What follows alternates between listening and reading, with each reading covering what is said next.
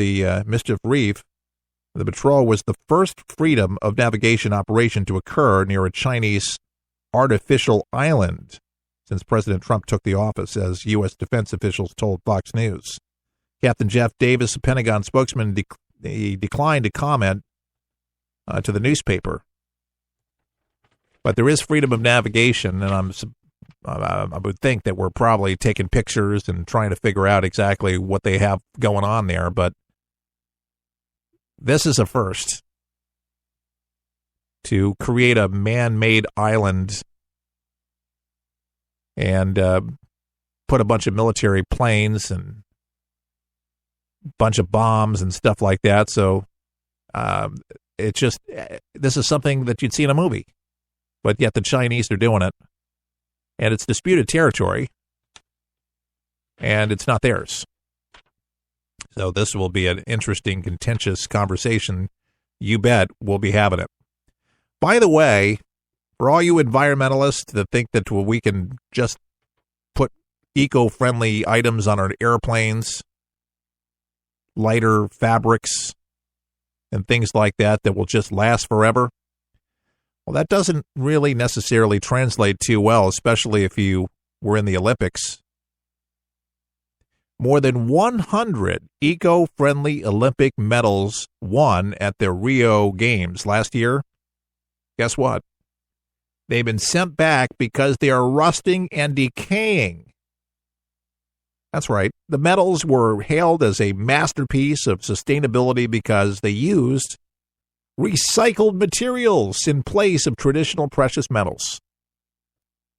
So 100 of them have been sent back and more on the way, because they didn't use authentic metals, the traditional metals, gold and silver and bronze. They went cheaper. Folks, use real stuff, especially if it's the Olympics. They're rusting already. They're decaying.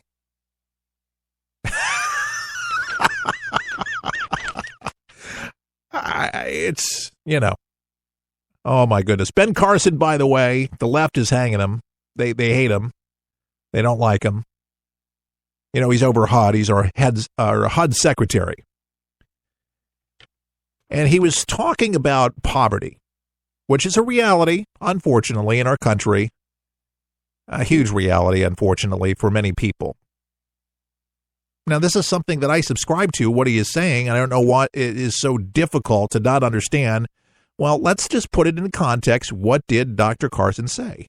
I think poverty, to a large extent, is also a state of mind. You who has the right mindset, you can take everything from them and put them on the street, and I guarantee you, in a little while, they'll be right back up there. And you take somebody with the wrong mindset, you can give them everything in the world. They'll work their way back down to the bottom. Okay, what was wrong with that statement? You get somebody that is used to being in the system generation after generation. That's what they do. They don't have great mentorship. They did not have a fair shake. What's wrong with that statement? So this is what Chris Matthews has to say about this. I think there's a difference between poverty and being broke. Poverty and being broken. He's just saying a comment of poverty being a state of mind.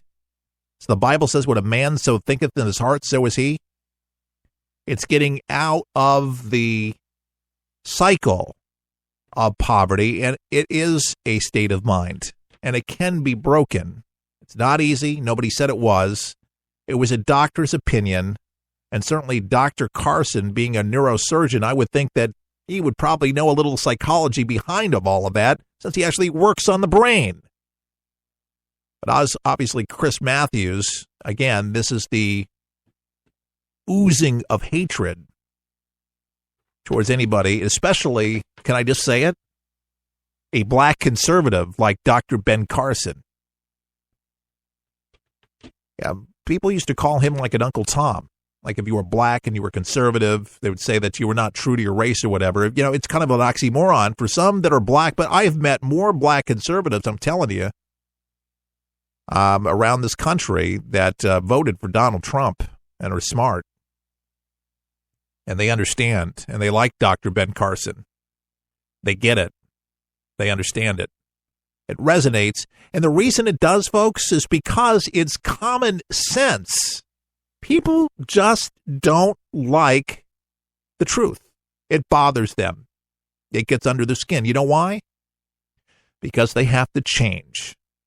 And maybe they feel like they're a bunch of heathens or something like that. But to me, if something's broken, it needs to be fixed. What happens when you sweep stuff under the carpet? The mound gets bigger and bigger and bigger. And then somebody eventually finds it. I'm saying let's just kind of clean up the mess. For too long, America has been sweeping things under the carpet, folks. Metaphor, obviously. We need to change the trajectory. And I think Donald Trump is an agent of the change. He's not perfect, but he's a disruptor. This Memorial Day, thank a veteran. It will mean a lot to them. Buy them coffee, buy them a meal. And it will do you good at the same time. Love this country. Fly the flag high. Enjoy something on the barbecue. By the way, I will be in tomorrow with Dr. Pat Choate, the economist. That's right. We have one more show before Memorial Day, but we're preparing for it. What else can we say? Listener supported For the People. If you'd like to become a member today, just sign up. You can donate online at forthepeopleshow.com. I'm Keith Allen saying all the best. May God bless.